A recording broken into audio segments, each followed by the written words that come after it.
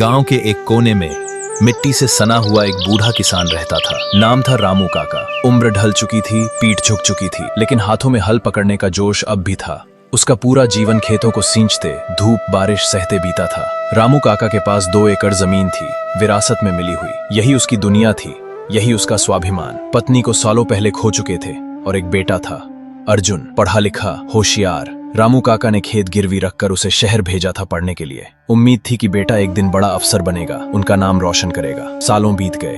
अर्जुन ने शहर में नौकरी पाली। उसने शादी भी कर ली, एक शहर की लड़की से। वह अब गांव आना नहीं चाहता था। एक दिन अर्जुन ने फोन पर कहा, बाबा वो जमीन बेच दो, शहर में एक फ्लैट लेंगे, आप भी यहीं आ जाना। रामू काका चुप हो गए। जमीन बेच देना मतलब अपनी माँ को छोड़ देना, अपनी पहचान खो देना। वो नहीं कर पाए।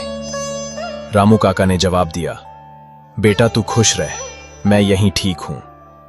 धीरे धीरे अर्जुन की कॉल्स भी कम हो गईं। वक्त बीतता रहा। एक दिन गांव में भयंकर सूखा पड़ा, फसलें जल गईं। रामू काका के पास अब कुछ नहीं बचा। खाने को अन्न नहीं, पहनने को ढंग के कपड़े नहीं।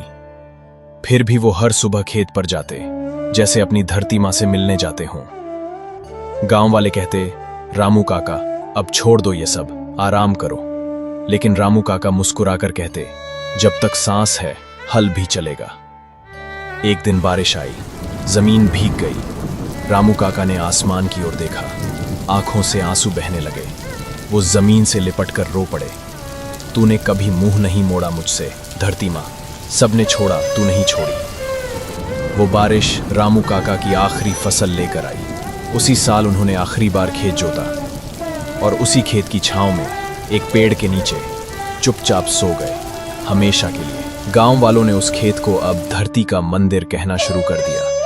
कहते हैं, जब भी बारिश की पहली बूंद गिरती है, रामू काका की आत्मा उस मिट्टी में मुस्कुरा उठती है।